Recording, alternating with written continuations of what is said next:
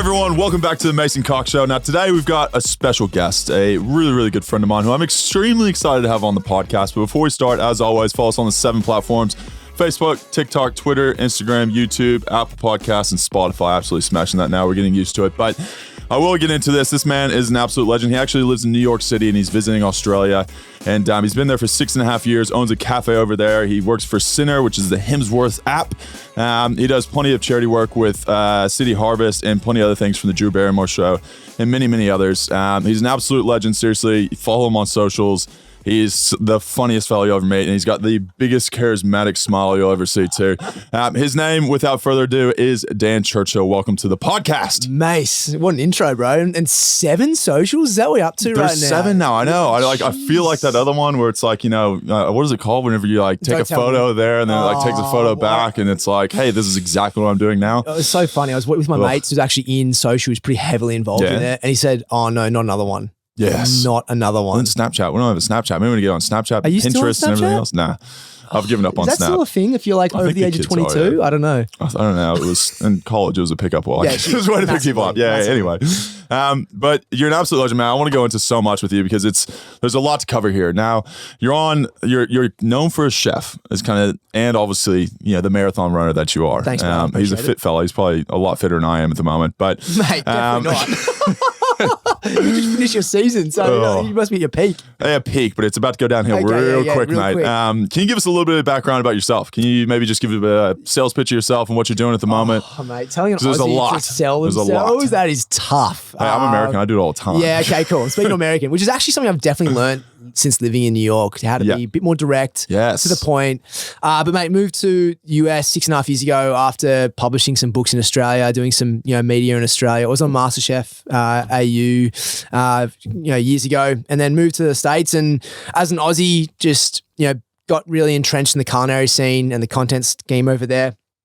Got involved with Food Network, other TV shows, and really started to fly the Australian flag as a chef on the East Coast as best I could. I think it's one of the coolest things about living in America. I say it all the time. It's like you generally get to represent your country. Yes, so you would get, man. Actually, I get a lot. Anytime there's something that's American, they're like, "Hey, who's the typical American guy?" Coxie. We'll get him in. We'll do actually, though, and it's a cool, proud moment, though, right? Oh, it is. It's awesome. You meet these people that like travel here from like your country that you probably wouldn't meet in your country, like Joe Biden. Like, do I have anything to do with politics? No. Have I met him because I play footy? Yeah. You used to meet Joe Biden? Yeah. Sleepy Joe. I met him. He's a good fella. Really nice fella. That's awesome. I'm waiting for the White House intro. I know. Well, that's a few years off, I reckon. But yeah, man. So like, I was just being consistent with content and being exposed to some pretty amazing networks and people. And I just, obviously launched a restaurant, built my own studio kitchen below the restaurant, was able to service more content, build a podcast. And, years later, after just being really dedicated and consistent, having a pretty awesome team, we continue to grow. It's pretty awesome. Now, the podcast, the socials, shout them out. What are they? Okay, so podcast called The Epic Table, which is actually the same name for my production team. But the socials, main one's Instagram, Dan_Churchill, where you get, recipe ideas and tips around all forms of training. And then you've got all the rest of them, which you can just go to danchurchill.com on the website. It'll link to all of them for you. Yeah, and I think it's so cool. Like, I've obviously lifted my life up from one place and put it to another place. And I think like whenever you move to New York, like I've been there and I've met you and I've gone for a run through Wall Street and across the bridges on George and Brooklyn or something like that. And you've absolutely embarrassed me on that run. But that was my off-season training. I was like never going back to train with these guys to run marathons. But I think the cool thing about it is you get there and like, I'm not sure how it was whenever you got to New York. It was probably pretty like kind of daunting whenever you get there and you don't really know anyone. And then you kind of come to this realization that there's so many people who are willing to reach their hand out to help you. And now I'm looking at stuff like you're on the Drew Barrymore Show. You've interviewed Blake Lively, like all this kind of Food Network and all these things. It's like, I can only imagine you probably got there and you're like, oh man, like what am I going to do? Then you're like, all right, let's get boots on the ground. Let's figure out from like, bare bones, how we're going to build this thing up. And now you got to a place where you're like successful and kind of doing your own thing, started your own cafe and everything else. Like, what were those early days like in New York? We will get into different things. 'Cause we had Matt Preston on here, and Matt Preston, like, he killed it. Like, I think we got like 1 million views on TikTok. And we'll go into your top 5 restaurants in New York and all that stuff later. That's great. That's really good. What was one of the hard parts of like going over there? Because I talk about the first 6 months being the hardest. And then you get your group, you get your core like kind of friends, and then you kind of build from there. Mate, you just nailed it, because you do get over there and you're in a completely separate world. And everyone thinks, I guess an Australian cool accent, everyone's going to love him straight away. And it's like this world where you still got to make friends. Like you've still got to be a part of this whole environment network. And so you're starting from scratch. You moved over there. And so thank God for, there's certain things that Australians and Americans still like. It's, even at cafe level or sport. But I slowly began to build a pretty awesome network of people. And I liken to the fact of my brothers and my close-knit friends in Australia at the time. It's like you want people who will call you out, keep you, steady, and just know people you can trust to lean on. So that first 6 months, I agree, man, was probably I didn't realize it until reflecting it, but it was probably the toughest for sure. I was sleeping on a couch early days. So typical New York. Mate, it was so funny. I say this story, it's one of my favorite stories. Like, get this, I'd go to Good Morning America. I'd get up. You were the one holding the sign? No. Oh, mate. I was about to say, I was like, that guy. Oh, dude, I'd love to be that guy. No, I get up and get into the limo and they take me to the studio and I get, really well looked after as talent when you're there. Yep. One of the most watched, if not the most watched morning shows in 100%. The world. And I'd get back in my car, the security guards would walk me through, making sure paparazzi and stuff don't get in the way and all that. It's really crazy to then get back in my car, take me back to the apartment and I'll be back on the couch. Yeah. So, which I kind of love, man. I really did. I love that contrast. It's one of the most humbling experiences in my life. And I really felt it was never a case of me saying when's this going to happen? It was more like an if. And so I just really believed in the message that I guess Australians do in food and whatnot to bring to the rest of the world, but in a way that Americans would also relate to. So, after, hanging out at cafes quite regularly and building a cool network of friends there, it started to grow and become more of a home. Yeah, it's kind of cool, that contrasting idea of I feel like sometimes people go, oh, who do you live with? I'm I live on my own. Yeah. And they're like, wait, so you go from 100,000 MCG going screaming crazy and then you go home just watching Netflix by yourself? And I was like, yeah. I was like, I need to detox from crazy adrenaline I just had to have something that's super chill now. Yeah. And I think New York, obviously everyone in Australia has this obsession with New York. 100%. And it is it's an awesome place. And there's if there's no better place to make connections, no better place to kind of grow your business and everything else. What was your, whenever you started out, what was kind of your big break, you reckon, over there? Yeah, dude, I think it was a combination of a couple of things that happened. One, I had some shows that were growing from an Australian market and distributed to Asia, and that was doing quite well. On the other side of it, my American side, I had an opportunity where I'd been building my content very consistently to be known through Google searches and even Instagram by as the healthy chef. Yeah. And so when brands and things were starting to look for this performance-based chef, which has become very apparent right now, I was the first person and across all pages it kept coming up.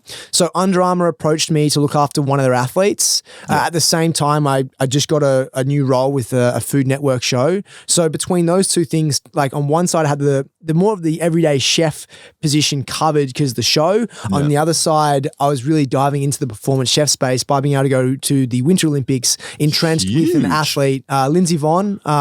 Yes. Yeah, so I was her chef. I had no idea. Anyone that doesn't know Lindsey Vonn, she's one of the most well-known skiers in the world. Yeah, she is an amazing, incredible athlete. Yeah. So you went to the Winter Olympics. I went to the Winter Olympics. Did you get the rings on you? I would do that, mate. By being a chef, I actually was thinking of redesigning them. Yes. Just chef circles or knives or something. And get him his pots and pants. Yeah, actually, that'd be pretty funny. But yeah, so was there for a week and a half, and I got to work with in an environment which is pretty awesome. In your world, you have a group of people who have you got nutritionists and nutritionists and all these people help direct your food direction. Yeah. For me, I was the person who was looking after one person, and they were the best at the best of the best. Yeah. The Tiger Woods of downhill skiing. And she had a team and I was a part of that. So it was an incredible experience. But through that really launched me into being known as this person who can deliver on that stage. Subsequently, I was able to go to the World Championships with her, which is her final event.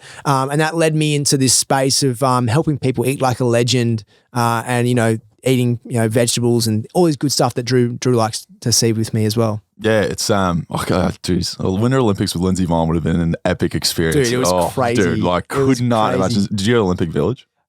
So we did. So she got the US ski team. It's a bit different to the Summer Olympics. You got the US ski team, which is put up in a region. She had her own facility, her own place, because she had a bigger team specifically. Yeah. Just because she's incredible. And So I would like go to the US ski team and check out and speak to like the universal chef there. He's a legend. And then we would chat about, produce that's coming in, access to what we have. And then I would then work out the recipes and things like that and then go back to my own personal one. So it was pretty funny. Like when I think about it, like I'm walking, I'd go to the mountain and I'd be watching some of these amazing athletes just come down the mountain. Then I go back and make a wicked dinner and make sure she's dialed in for the next day. It's pretty awesome. Hey man, the chef I feel like is the most important person now. I'm telling you, chef at our place, one of my best friends at the club. I'm telling you, there's like one person you have it in with, like it's the chef. It's the chef? The chef's where it's at, man. That's It's awesome, like, man, anytime you need a little takeaway meal. Yeah. You have a little do you have any special requests that you get? Yeah, so I do no garlic, no onion, which is like in everything, which is like I'm a pain in the ass to cook for. Is that because of breath or is that because probably a bit of that. Yeah, nice. But it's called low FODMAP diet. Oh, you and low FOD. Yeah. So cool. It's kind of annoying for everyone. Yeah, it's not ideal. But Andreas, shout out to my boy Andreas. We love you, Andreas. Yes. Love your work, chef. He just got back from France and he's a little French. Little croissant. We'll go into a bit more of, I guess, like, so now you're doing the Center for That. Yep. Can you tell us a bit about that? Obviously, a lot of people know that as the Hemsworth app. Yep. That's here in Australia. Like, how did you get into that and what are you doing with it at the moment? Yeah, so Chris and I met at a Tourism Australia event quite a few years ago now, and we were just talking about the lifestyle of Australians, way he likes to train and specifically like eat. Like we're talking about that, and he was like, it's really interesting, like hearing his perspective on.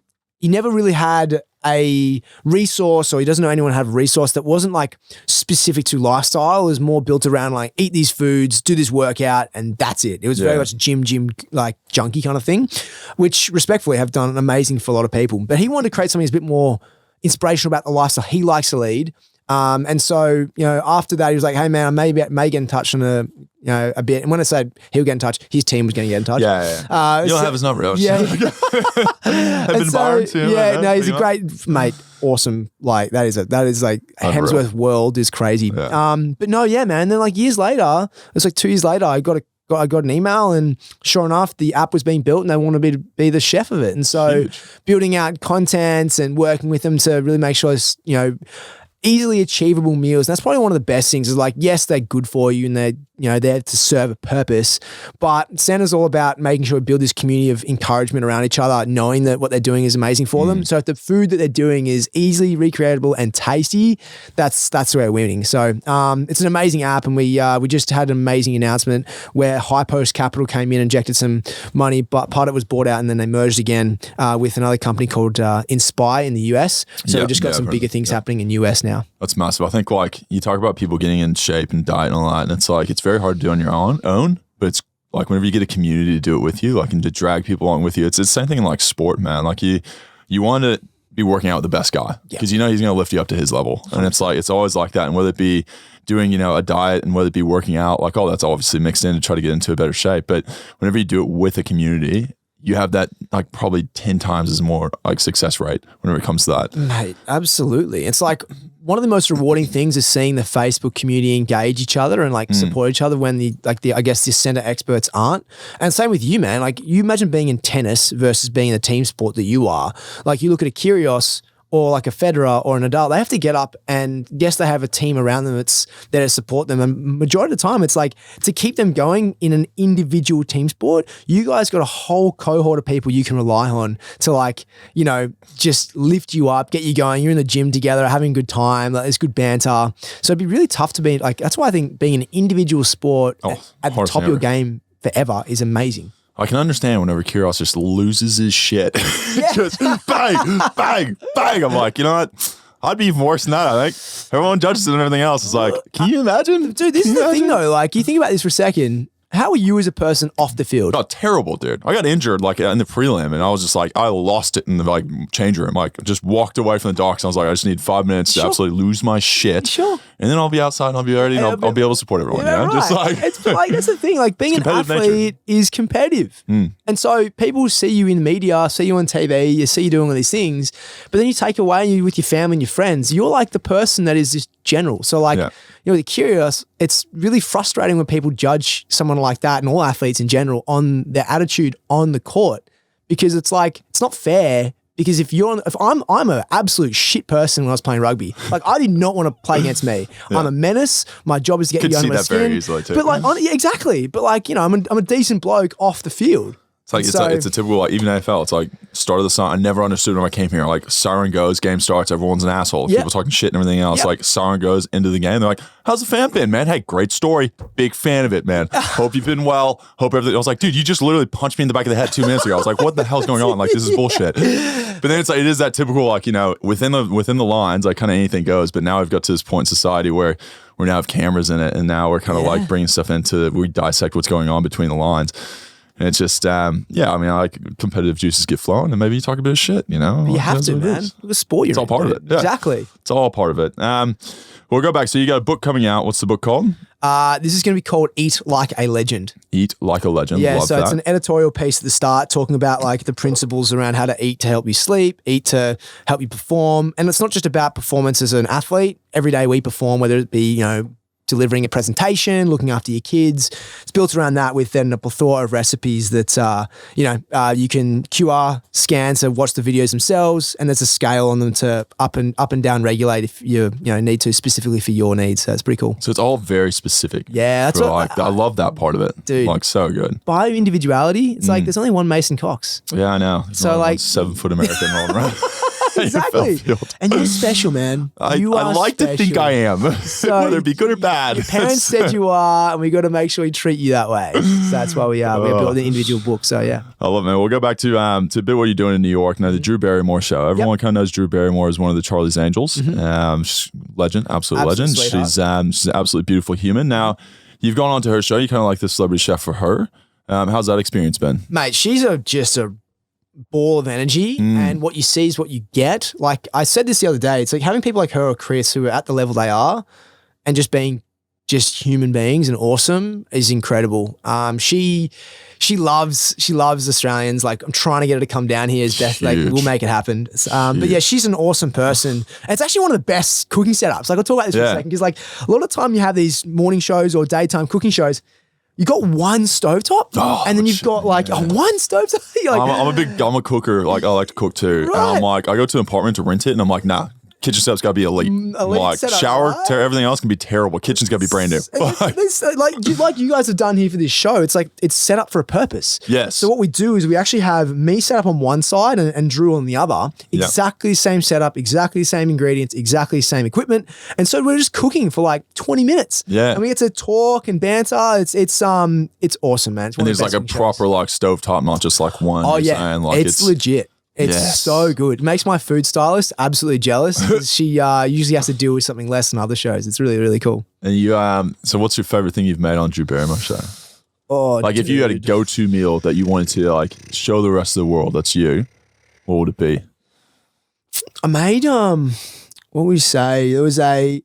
We did this like stir-fried green rice situation with a fried egg on top. And it was like, I think why I loved it was it incorporated all the things that, typically people see in, nutritious meals, but it was just so easy. And from that, we had about, I think we counted, or the Drew team counted, they had like 121 people had recreated the dishes and posted to social. Oh, wow, and so it was, if you're asking me like, what's the one that's like one of my favorites, because it had so much impact on people. Because for people to take a photo and repost it is one thing. For people just like, and that's a lot. For people not to even post after making it is another thing. So for everyone who's posted it, there's probably like, 10 to 20 people who've done, who haven't. And it's just like, it's really, really cool, man. It's cool to have someone like recreate exactly what you did and like follow step by step. And you're like, I'm like actually reaching out to people and making a difference. Yeah. Exactly. Is she ever, she a good cook, Drew? Mate, she is. She actually really enjoys, like, I'm a chef, right? So when I'm next to her, she's like making fun of the fact that I can chop quite quickly. And, that's my biggest problem. I'm like, shink,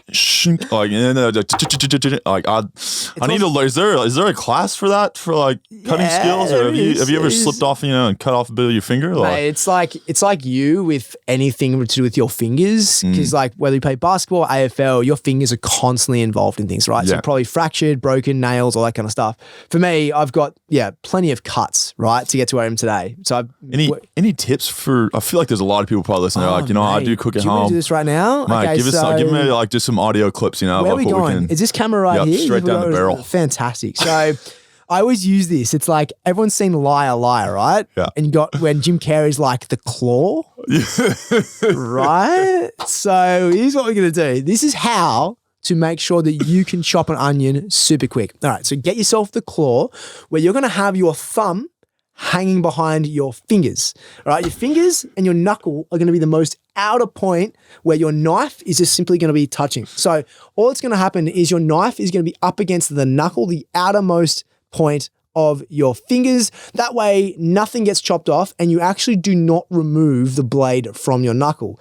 In doing so, when you rapid chopping, all you're doing is simply using that knuckle as a guide and your thumb is never being chopped off as it's always trailing behind your fingers. So that's why we always say Jim Carrey's the claw is the way to go. How's that? Mate, that was just like 101. That's going straight to social media. That's just a TikTok within itself. Just bang, no cutting, just straight into it. Everyone's going to learn so much from this pod. That's great. I'm going to ask you another question. How do you not cry from an onion? Breathe through your mouth. Wow. Do you wear, I feel like I can maybe wear my goggles. You can wear your goggles. I was going to bring this up, man. No, the true, okay, so you got to understand a bit of the science, right? So when you actually breathe through your nose, all the I guess the oils chemicals of like the exactly the would go up into your tear ducts, which are located inside here. Yeah, okay. And so when you do that, they'll actually then cause crying. So if you breathe through your mouth, which is harder for them to actually get through to your nose, you will not, in fact, less likely to touch your tear ducts, so you will not cry. So clothespin to the nose. Yep. And then breathe through your mouth. Yeah, and if you want to go all out, you can wear Meso's goggles. Yes. And then also put the underwater, I guess the squeezing on the nose. There on the nose. Yeah. And then just to really top it off, just put the little thing over the cap of your head. And then you just, if you're going to do it, you might as well go full out. Mate, you know what? If you just might as well be Michael Phelps with a nose and you'll be good. You'll be so sorted. You reckon? Any other tips with cooking that we can help? I feel like I wanted people to learn on this podcast. Dude, and I feel like you're a man who's like cooked his whole life. Is there any just like life hacks for us that we could use? I've got so many. Jesus. Well, I will say one trick to cooking fish, and I think this is, or even any protein, and this will come out in the cookbook, but we'll say it now, is like to know when to cut into your protein, to know when it's cooked. So there's a couple ways you can do this. If you are really nervous about it, just cut in. All right? Yep. I'll say that. But if you want to keep your protein whole and make it look like you're a little bit elevated, exactly, all you need to do is take your knife or your fork and insert it into the thickest part of the protein. From the side? Yep, from the side. Yeah, okay, yep. So insert it from the side. And what you're going to do is hold it there for a few seconds, pull it out. From there, you're going to do the French technique where you touch it to your bottom lip. And if it's piercing hot, it is overcooked. If it's cold, needs a bit more. If it's nice and warm but can bear the touch, it's perfect. But here's the kicker. Do remember that after you pull it out of the oven or it's taken off the pan, it is still cooking because of residual heat. So in the chef world, when we're cooking, like we got, all our dockets on the line and we got fish. If you order a fish, Mace, I'm going to undercook it. Because by the time it gets to the plate, to then be served to you, for you to take a photo on Instagram, and then finally tuck in, we actually have to add an extra 10, 15 seconds of undercookedness because of Instagram now. It's going to be perfectly cooked by the time it gets to you because it continues to cook by the time it gets to the table. I'm a bit worried because I overcook a lot of things. If I'll just maybe put that in there, put it on my lip, I'm going to get a big burn spot for about 3 weeks. Look, mate, come next season, if you've got burn spotes, you signed a waiver. You signed a waiver for this podcast. Yeah, exactly. Any others? Mate, geez, I'm my list keep going. My biggest thing is like, people do like cooking rice. I'm like, just buy a rice cooker. Like I do rice all the time for like food for like, before games and everything else. And a rice cooker has been the most used thing in my kitchen. I mean, that's great, man. If it works, why do you not use a saucepan though? I mean, I just like sticks to the bottom and it's like literally set, forget. I can go cook the chicken. Like it's just like makes my life so much easier and it comes out perfect every time. Love it. What other like, kitchen equipment? What are Mason Cox's huge amazing kitchen equipment hacks? Well, the biggest thing, you gotta have a good knife. Okay, huge. Knife is the biggest thing. Just invest in a good knife and then you can move on from there and it makes life so much easier. Nice. I don't do garlic and onion, but I do like 2 things, 3 things really well. Okay. I do tortilla soup. Oh, huge on tortilla soup. Wow. Big fan. And you can and pumpkin soup, and you can freeze it, eat it later, And it's a bit of a hodgepodge of all the vegetables left over in your fridge. You can just make an amazing healthy meal. Huge. And you can just freeze it forever. So if I was coming for a date. Man, I've got it literally in my fridge right now. Oh, really? You can come over after this. We'll have tortilla soup, bro. It's good. It's elite. And you just chunk a bit of spice and everything else. Just a little hodgepodge, a little suicide of everything. Can we put that recipe in the link for this for the show notes? Today's recipe. Hey, if you want it in the book. I was going to say. I'm going to do a little credits of Mama Cox, or Jay Cox underneath, But yeah, could do. My challenge for you would actually be you'd have to get a kitchen bench top that's high enough. That's the pain. My back is sore after being there for like so I don't do long meals. No. Don't do long meals. No, just short little quick. You could just get on your knees though. You'd probably be at the right height then, right? I'm not going to get into this, Dan. he clips up audios and stuff, so you just never know. If you say, you might say something here and there, you get clips with something else. You never know where it goes. Lucky Charms is great. All right, we'll go back to New York. I want to get an idea. Best places for cafes.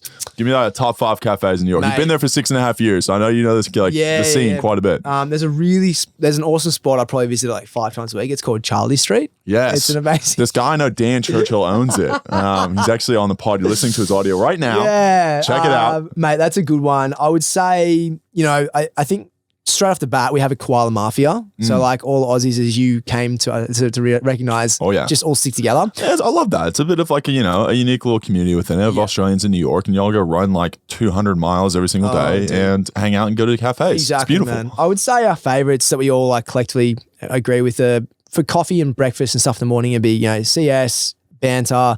Two Hands does an incredible job too. There's one on the Lower East Side called Good Thanks as well. Okay. And then you've got Bluestone has done an incredible job of really pushing a certain Australian style of branding and image. And, they started out small numbers and what, Nick Stone and the team have done there. So I'd say that's another one. If you're looking for they've done a really good job of not trying to be just one spot. They've done a scalable operation. It's very American.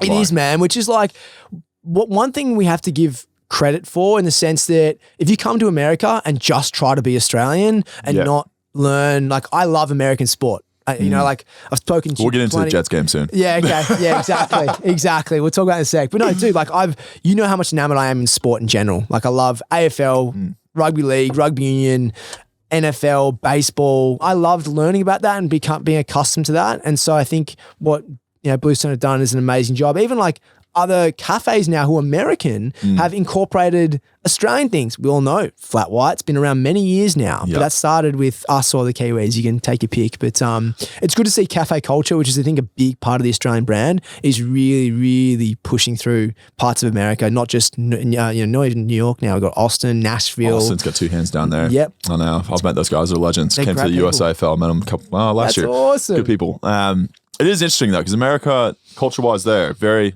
go. Very just take away, see you later, quick. Yep. Where Australian culture is kind of the opposite. It's sit down, have a chat, have a coffee. And there's one thing I loved whenever I came here. I was people were a lot more interpersonal, I think. Obviously with the people they work with and everything else, where it's it's not as ruthless as the US. It's more of let's sit down, let's have a chat about this, or maybe go to a coffee. And it's more, just more personal in a sense. And I love seeing that being pushed over to New York and be able people get to experience that through Charlie Street and all these others. And it's kind of interesting, I guess, you're friends with all these people that kind of own these cafes. Because to give an idea to the people out there, there's a mini Australian community within New York. And fair to say? Absolutely. Koala Mafia, 100%. Yeah. And it's you go there's marathons together. It's this kind of community over there. And it is beautiful, the fact that you do have kind of somewhat of home away from home. Definitely. And you've got these people that own these cafes. So obviously you run Charlie Street. Everyone go check it out. Is an epic Thanks, bro. cafe.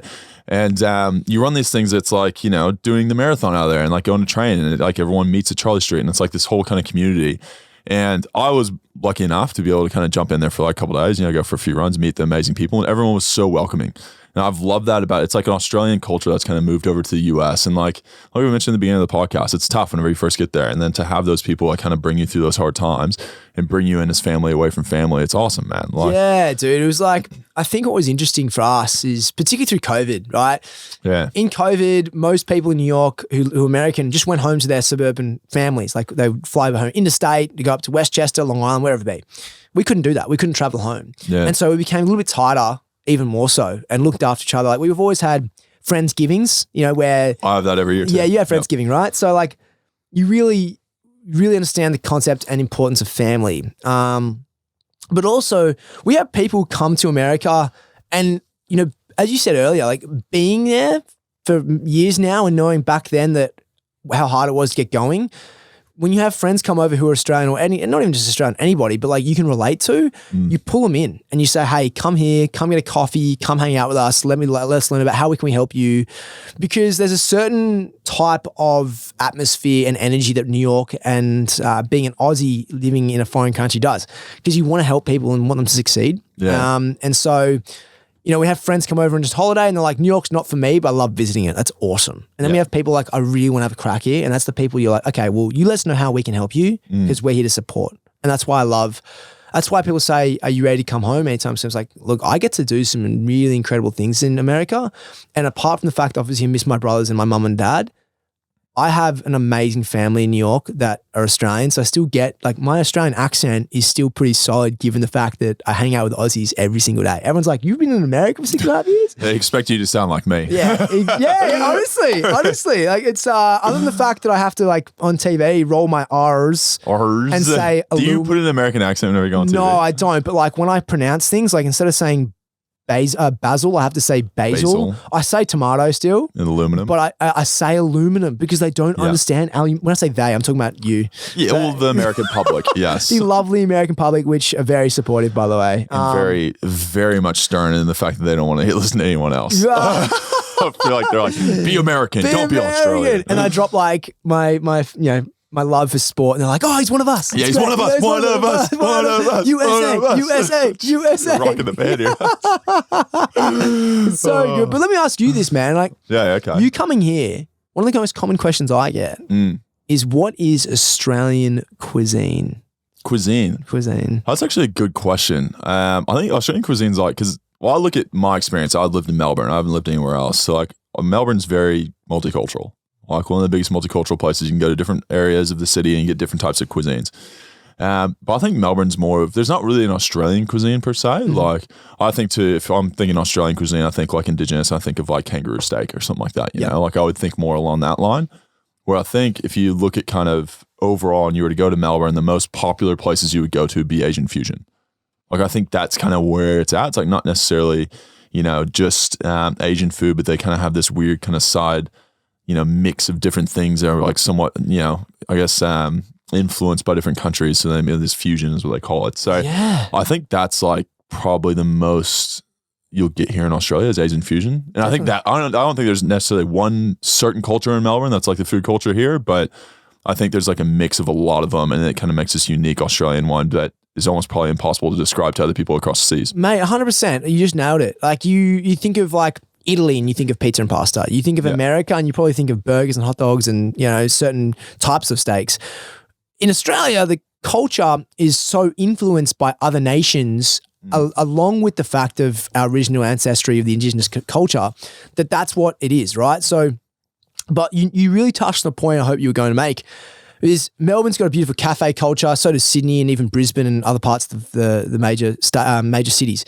So when we get asked all the time, what's Australian culture and what's their cuisine, first and foremost, yes, Indigenous. But one of the best things about living in America is I've learned that the influence specifically of the regional areas around, like for example, Central and Southern America, being access to those flavors, and even like the athletes I work with now, it's like they request certain things from where they've come from as their upbringing and like the nostalgic presence that brings to them. So my question is to you, do you ever get to a point where you're just like, I need an American steak? Oh yeah, we'll go home every year. Yeah, but so like I'll go and I'll just smash barbecue like nobody's business. Okay. I'll go back to Austin, Texas, and I'll go like Franklin's. I'll go to La Barbecue. I'll go to Salt Licks. I'll just absolutely Salt Licks good. Mate, Salt Licks very good. We went there after the F1 last year. And it's so good, man. Just pig out. Because like, don't get me wrong, like I love barbecue here. My place here is a place called Red Gum Barbecue. Okay. I don't know if you've ever Shout been out there. to Red Gum. Yeah, shout out Red Gum. It's down the peninsula.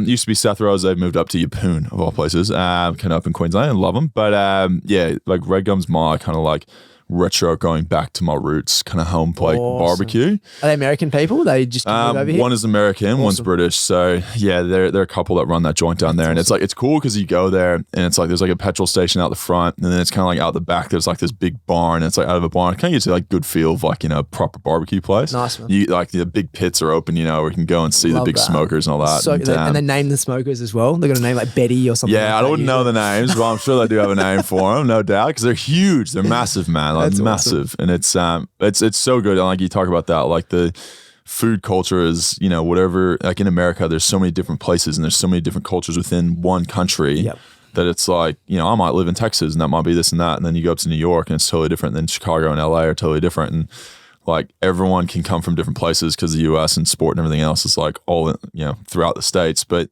they come with their own unique styles. Dude, it's so cool. Because you do, like, to give people an idea, you interview these people and you have them create their kind of like pregame meals and stuff like that for, these professional athletes. And you can name some of them. I'm not really sure the whole list of them, but Yeah. So like the idea is that as a performance chef, my job is to help people get ready for their game day. Yeah. So we could actually do this right now. Mace, what's your talk me through your typical day on a plate. Like, this is great because a lot of people are going to be asking this probably for you. It's like, hey, Mace, what do you eat? Like, what do you have before games? Like, talk me through this. I'll start 2 days out. Awesome. I'll do 2 things. I'll either do pasta bolognese. Yep.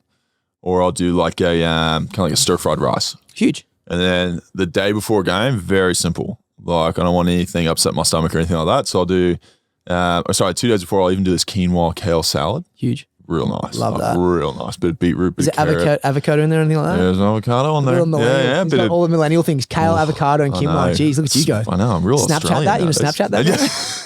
Be real. That's what it's called. Be real. That's what it's called. Yeah. We'll do be real. So yeah, kale, that. I'll pickle some carrots. Yourself? Yeah, myself. Do my own pickling. I told you, I'm into food, man. I like it. And then you are making some lovely surprises. Some like little chickpea on top, stuff like that, just a little of that. And then the day before the game is like very simple. It's like a veg of carrots and then maybe some broccoli or zucchini or something like that, and then chicken and rice. It's pretty simple. Real basic, just so I know, like, going in, I have nothing that's out of the norm that might upset my stomach. And would you change that based on your time of day? So, for example, sometimes you guys play at nighttime, sometimes your afternoon. So I'll change it I'll do it for dinner, but then I'll have like lunch. I might have like leftovers and have a little bit of that, and like cook extra. Great. How about I'm pretty simple with it. Yeah, so hydrolytes the day before, as I'm like kind of meticulous with, I drink hydrolite whenever I eat and then drink it throughout the day. So I'm not just like one hit of hydrolite. It's like you kind of spread it out over the day. Cool. And then just I'm like always got a cup or something in my hand, man. I'm a hydration like just fiend. Okay, cool. Absolutely love it. Awesome. So like what you just described to me. I feel like you're just about to give me my like new chef. Look, man, about to tell me exactly what I'm missing in my diet. This is what I would do, right? Yeah, okay. People would ask me, DC, can you help me This might be relatable to people maybe like training for a marathon, training or just getting in shape or whatever it may be. So exactly. We'll bring it back to listeners and they'll get a little bit out of this too. So what you've done is you described to me what your pre-game, couple of days looks like on a plate. Yeah. Which is awesome, right? I wouldn't then come in and then go, okay, you need to change this, this, and this, and this. Number one, your microbiome is set to a certain way already. Yeah. And if I add things in, it's going to upset your stomach, as you said earlier, or your body's not going to be typically used to how to digest those foods. You want something that's super easy to understand. So for those listening at home, best way to look at your breakdown, as you just described, is you definitely broke it down into colorful goodies. So you had all your kale, your quinoa, which is super dense in nutritious value, beets, all the colors. Yeah. And then you're getting substantial carbohydrates and your electrolytes along with whatever protein you're having. But the biggest thing is actually your time of day. So if you're eating and you're essentially getting up in the morning and going straight for your run, or you've got an event early morning, the last meal you should have is 2 hours before your event. 2 hours, okay. 2 hours.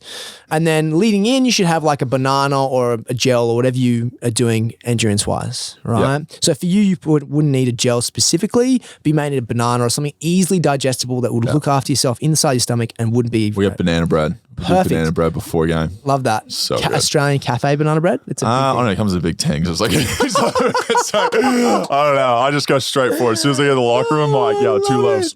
I love it. It's so good. So good. All right, so keep going. Yeah. So like, whether it be, if you're having a pasta the day before a meal or whatever it is, don't stray from that. just what I would say is make sure you're getting your electrolytes in. Yep. The morning of, you're getting your timing right. So if you're not playing until 1 p.m., just make sure 11's your last main meal. You're not in a position where you're super stuffed and full, but you feel competent. And I would always make sure that your typical ratios around game day should be like 50% carbs, maybe 30% protein, 20% fat. Yep. And realistically, you can adjust that accordingly based on you as an individual, knowing what works for you. Yep. And then electrolytes wise, our sweat loss accounts for like 350 up to 700 milligrams of sodium loss per hour of either training or game. So if you're playing 2 hours, you could be losing anywhere between, say 700 up to 1400 milligrams of sodium. So it's important to replace that, and even throughout during. What's high sodium? What is high sodium? Like what would have high sodium? What kind of food? So you can get, or I don't actually know the brands in Australia too well, but a lot of like Gatorades and things like that at best have 300 milligrams of sodium in them. If you get the sachets with the electrolytes in them, they're sometimes anywhere between, I've got ones that's in Australia, in America called LMNT, and they're like 500 milligrams. There's also another one called BPN. It can get up to like 500 milligrams of sodium as well.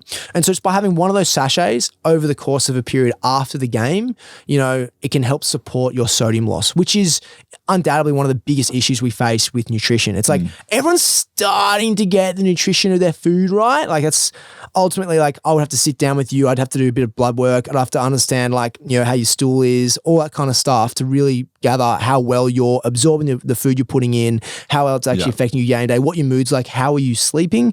But the biggest one I would say, if people say to me, what should I do immediately? It's like drink more electrolytes. Yeah. Okay. Without a doubt. That's an easy fix. Not going to fix everything, but like going to be one of the things that a lot of people look 100%. Past. So that's what I do. Like, that's why I asked you. I was really interested to know what you would have. And even, so in the morning, would you eat before a game? Yeah.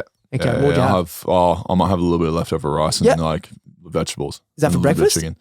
Sometimes it depends when the game is. Yeah. And do you have coffee? Sometimes. Nah, I don't drink coffee. I'm a tea guy. Tea guy? I know. It's like an absolute sin in this country. I was going to say, do you have a flat white yet? And he's like, obviously not.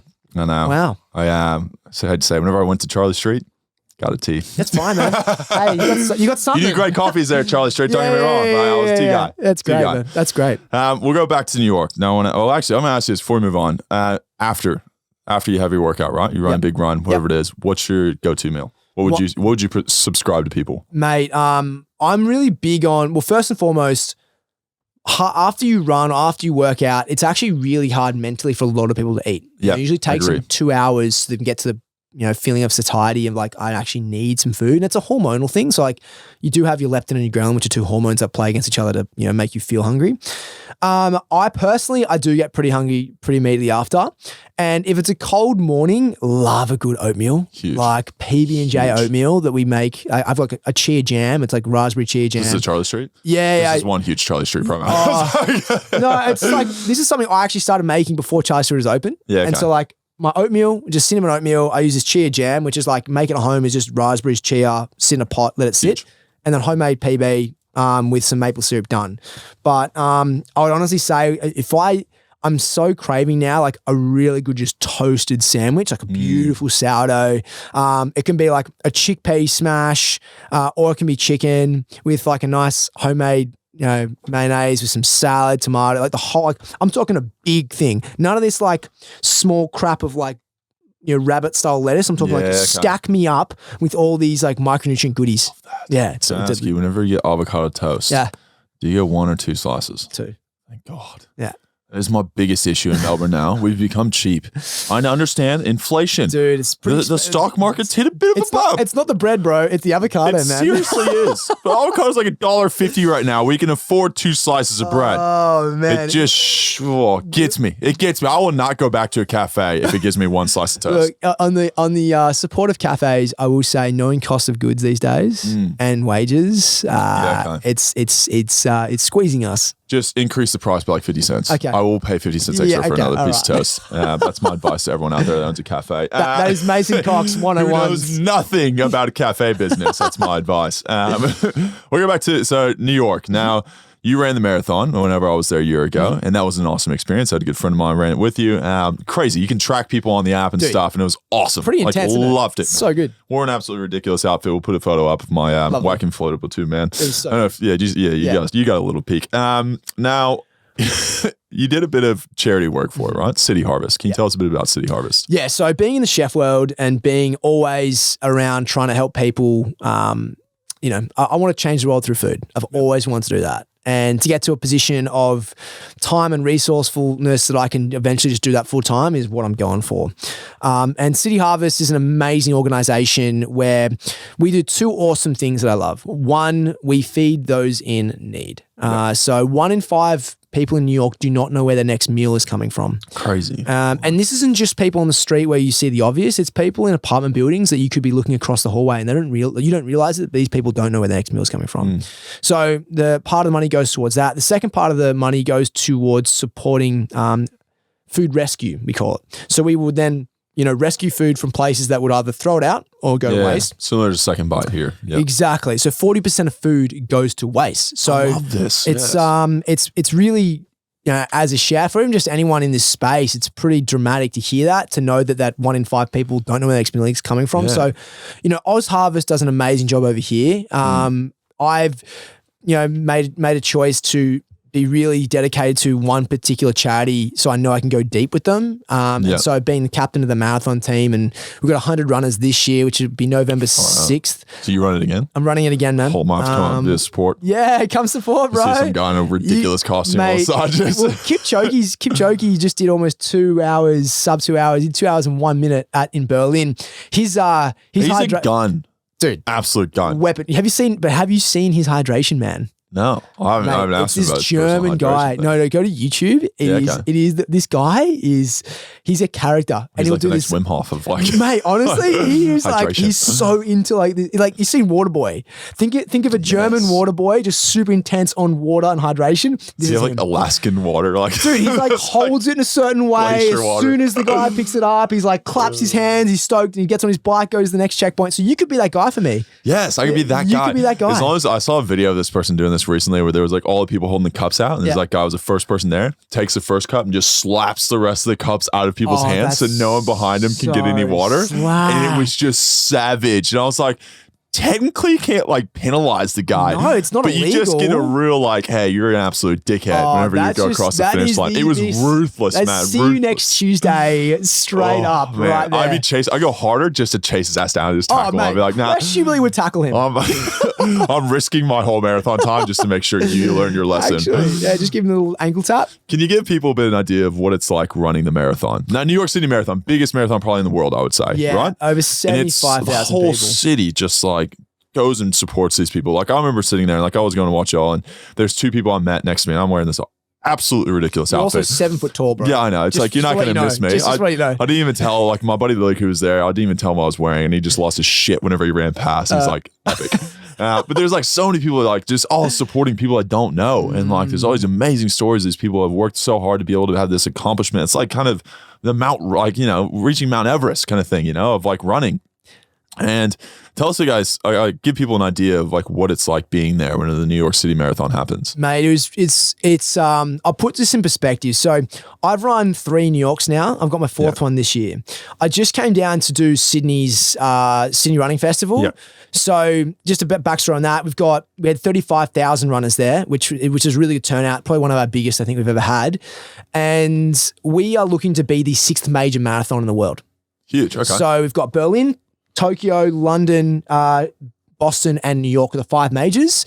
Sydney right now is bidding to be the 6th, which would be amazing for Australian tourism, right? So they brought me down here to do this. And when I was there, it was really good. It was amazing to see where we could go, because being in New York and seeing how amazing that scene is and what people can do, it's like it does put perspective on how big New York is. Yes. So just want to make sure people realize that we are going to go hard at getting Sydney the 6th major marathon, which would be amazing. But yeah, so New York, man, like it was, particularly last year, it was one of the best days of my life. Yeah. Because you are running with 75,000 plus people to millions of random strangers. You're all doing it as one.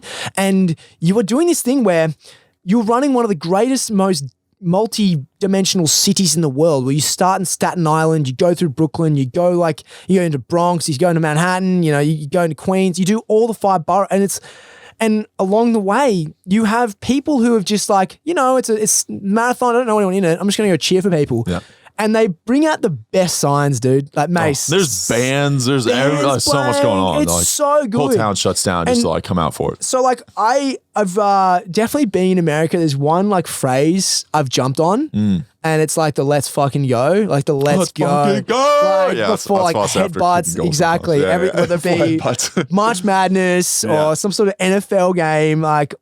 All my American frat mates, like they're all fraternity dudes for sure, have built this into me. So I'm running down all parts of the marathon, and I'm just screaming, "Let's fucking go!" to random strangers. Why? Because these people have come out to cheer us. You also see some of the most. Here's my favorite sign. So you've got classic ones like hit this sign to power up, right? Really nice. Oh, right? Slap it. Yeah. You just go past. It's really cool. It's really cool. Yeah, really fun things like that. My favorite though is like at mile 21, which is about 34 Ks in. Yeah. You have one that says, and that is like, that's pain train. Like you're in the depths of like, I remember I was around that area whenever I saw it, and I was like, people were doing hammies, like calves were going, like it was just really, people were in the depths of hell at that point. And it's so funny though, because like, I remember, backstory again, I remember like watching a video of me one year where I ran the marathon. I remember like at that point, I'm like, I'm actually feeling really good. So I feel like I'm striding out. Haven't hit the wall. Huge. And then I remember I was yelling to my mate is he yelling to me on the sideline? He's like, "Hey mate," he's got his phone out. I'm like, "Hey dude." I'm running past. Later on, he tagged me in the video and I saw myself. I looked so bad. Like I'm looking like Gumby or like Bambi just walked. Oh, it's like being in a footy field. Yeah. Honestly, it's just so, it's like the next year, I remember same time, I was feeling better and I was like, but even to myself, I had a chuckle going, I reckon I look like shit right now. But anyway, the one of the funniest signs you will have is like at K34, someone says, if you need to fart, don't risk it. And like when you're running with people and you all see it at once, everyone's just, all line of you are just laughing. You're chuckling, you're dying laughing because you're all going. Those will get you out too. Man, like there's portaloos, there's everything, like porta potties, everything along the way. And in those events, there's like you honestly, like if someone goes to the bathroom, you don't care. It's kind of like after experiencing also my first like ultra running crewing experience. I'm doing an ultra next year, so like seeing it for the first time, that whole bathroom etiquette thing goes out the window. Everyone's like, "You need to shit, go do it, man." Go do it. Yep, exactly. I'm gonna have a good sign this year. Yeah. Now you've got me. So good. Now I'm committed I'll get here. You and Dude with a sign together. Oh my gosh, yes. I'll be that guy from Assignment in New York or whatever. Seth is a good bloke. Yeah. You know him. Yeah, he lives around the corner from us. He's a great bloke. We become like, again, just being in New York, you get amongst. You run into everyone, eh?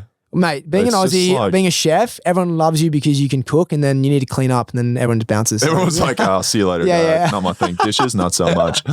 Oh man, that's epic, man. I seriously, I recommend anyone if they're in New York at the time, like just to do, even if you're not running. Like I feel like the event itself is just like everyone's in this positive mood. New York gets this like kind of bad rap of like assholes are like, get out of my way and honking all this kind of stuff. But like that day, you see the true, like, genuine nature of people is like just cool. Cool to see New York on a different vibe. I'm getting chills right now. I'm ready to go. You ready to go again? I'm ready to go already. I just did 34 on Saturday. And it's our longest. Just don't fart. I'm not risking it.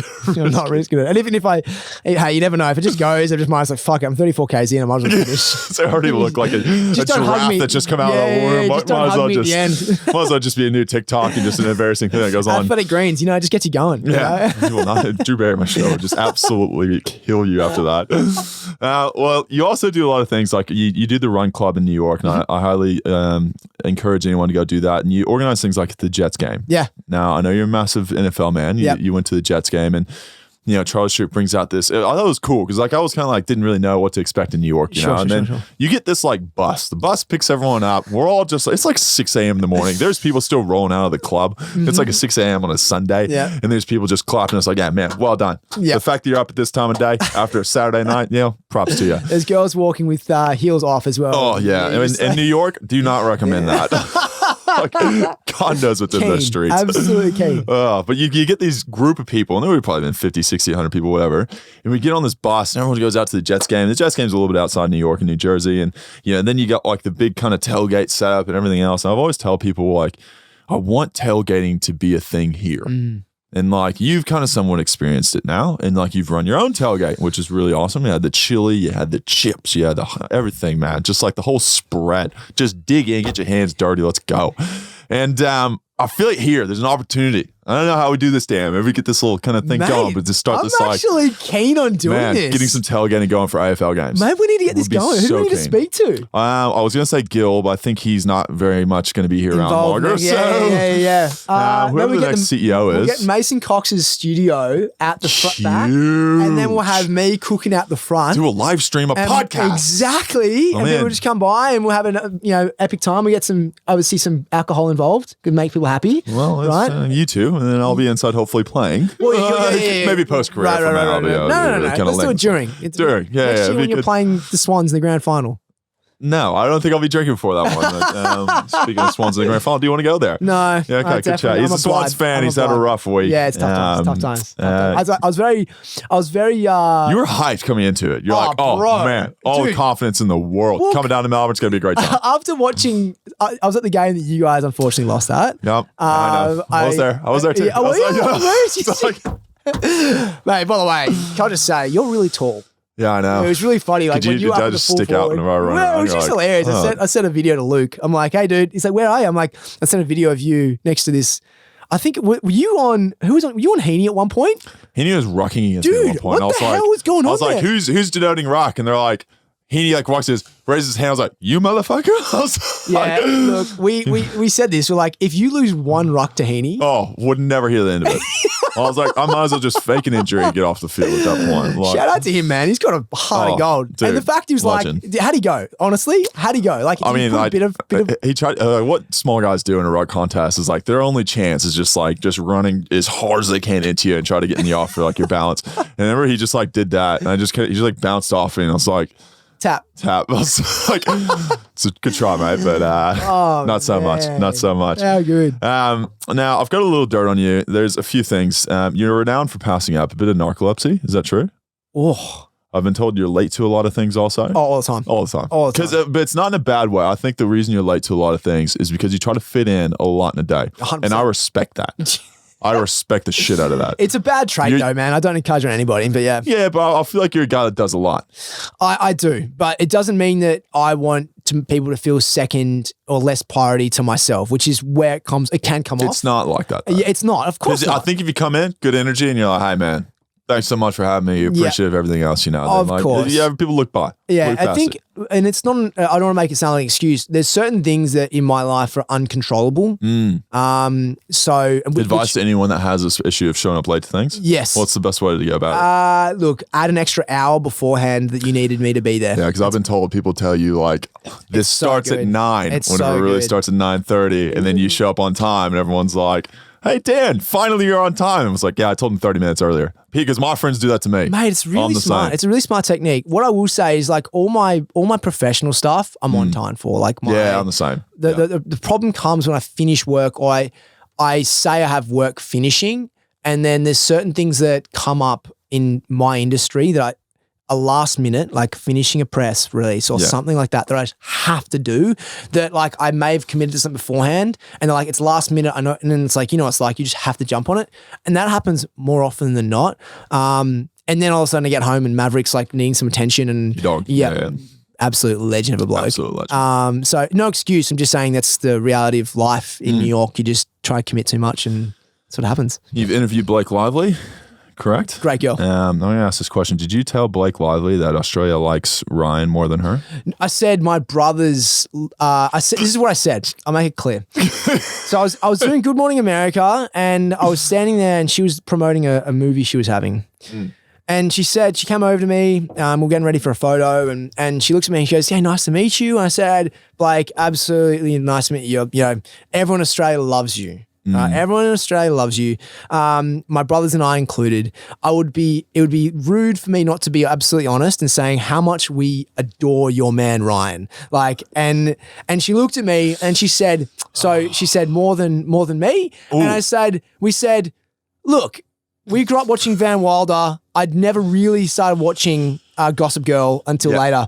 And she laughed. Oh, she loved she took it in stride. Well, because like so many people are just fangirling her, right? Yeah, I feel, And so like it was so cool to be super honest and fresh in an environment. Like her husband is Ryan Reynolds, the most larrikin person of all time. Loving the Wrexham stuff he's doing at the moment. Mate, so good. So good. Ted Lasso in real life.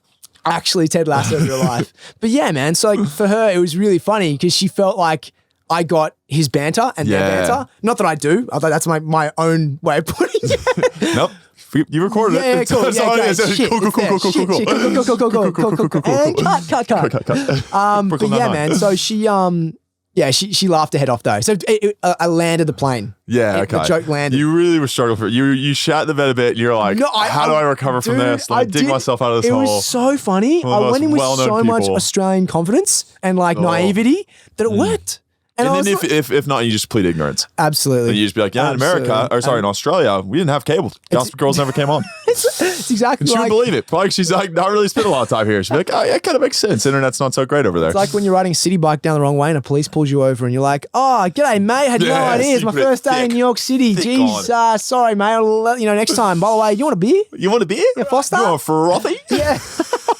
It has worked a couple of times, not gonna lie. All right, I'll ask you this. We're gonna finish up soon, but I want to ask you best restaurants. People love this kind of stuff. So best restaurants in New York. Because a lot of people are gonna travel there. Want to know like best places to go. We're gonna go top 5 best restaurants. Top 5. Okay, so if you are not going there in the next 6 weeks, and like you can plan this, book for Blue Hill Stone Barns. Blue Hill Stone Barns. It is 45 minutes outside of the city. It's where Dan Barber's restaurant is. It's on a farm. It's probably the best meal I've ever had. I've heard about this. Degustation. It's pricey. It's expensive, but it is one of the best meals you will ever have. So Blue Hill Stone Barns. Stone Barns. For all my friends who are vegan, I definitely recommend going to see 11 in Madison. I went there when it's been plant-based. Incredible restaurant. Like the way they do things is awesome. Like Dan Hum, what they've done is awesome. You've got some of the typical things that you've got to go see for sure. Like I would say Lafayette is one of the most amazing French bistro style restaurants. Really cool. Let's get into some other things like a slice. Where do you get a slice from? Now, there's different... Can you explain what a slice is to people out there? Great point there, mate. Got it, because I think some people be going, vanilla slice. Didn't know that was a big thing in Australia and America. Yeah, no, exactly. There's a bit of point difference there. So you've become American. Oh, it's so classic. Slice is very American. You're going to say, I ate a piece of pie. Some pie. Well, you got pie. Yeah. So here's the thing. Everyone's like, what's the best pizza in New York? Yeah. And there's actually different degrees to this. Let me explain. So you've got different types of pizza. You've got Sicilian. You've got Detroit. You've got deep dish Chicago. You do have New York. So, and then you also got the pies where you'd purchase a whole pie versus a slice. So let's break this down. The best Sicilian slice, which is a thick crust, more of a pan style pizza you would get here in Australia. Is from Upside down in Soho. Also great. You can take that and get a beer at Spring Lounge. So great little combination.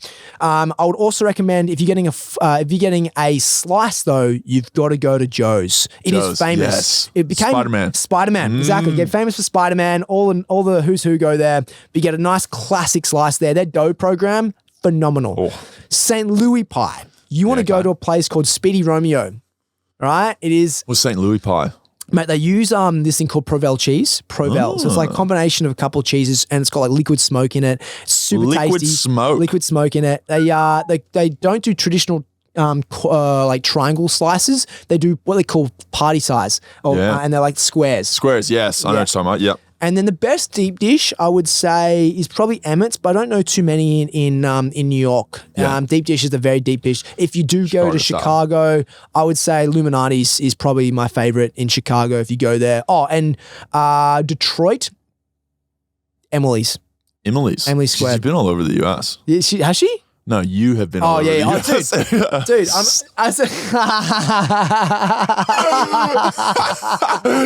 apologies to the Emily's out there. Oh, jeez, I'm just going to sip my long okay, so we've got the pies. Yeah. What other restaurants? Joseph Leonard, Dark Horse here in the West Village. Huge. Really, really tiny, cute little spot. But it does amazing food and really good vibe and cocktails. So go Joseph Leonard for sure. Get in early. My favorite restaurant in New York City, though, is a place called, ready for this? Isodi. Isodi. Now, here's the thing. It's an Italian spot, classic bar, very Tuscan. You sit at the bar, So what you need to do is you need to go put your name down at around 5 o'clock. You put your name 5 p.m. 5 p.m. Go put your name down at 5 p.m. Go get a cocktail from a bar around the corner. Huge. Come back when they seat you. You sit at the bar. I can already tell you're going to order. You ready for this? Huge. You're going to order the mezzi platter. You're going to get a bottle of Barolo, fried artichokes to start, the 21 layered lasagna, which they are known for, with their amazing chicken dish, and you are set, and then finish with the tiramisu. Game over. And of course, some espressos because you're there. But that is my favorite spot. Like I don't usually go back to a spot. Like I do, but like this is the one I'm consistently going back to, and it's one of my favorites. I love the Italian vibe of it. I love obviously the 21 layered lasagna, and the cacio e pepe is really good 21 too. layers. It's delicious. It's what they're known for. I'm picturing something as big as my head. No, it's like it's a good stack. It's just dense, and like Matt Preston would have a field day. Matt, if you're listening, I know you are, mate. You need to get to Isodi, my friend. Isodi, mate. I might go with him. Space SODI. We're gonna now 3 of us. Three of us. Catch up. All right, we'll go there. Isodi. All right. Massive thank you for coming on, man. So good to have you back in Australia, your home, and I'm excited to hopefully go see you in New York. I'll see you in Austin. I'll see you in Austin. Hopefully, I'll see you in Austin at the F1, man. It'd be absolutely legendary. We'll maybe do a float trip or something like that. Who knows? We will be. It'd be good times, man. But thanks so much for coming on. Appreciate it. As always, everyone, check us out on 7 platforms: TikTok, YouTube, Twitter, Facebook, Instagram, Spotify, and Apple. And Hinge. Apparently, we might start to be real too, yeah. Who knows? Anyway, but massive thank you for coming on, legend. I hope safe travels back to New York, and can't wait to catch up with you over there. Full sizzle, bro. Cheers. Cheers.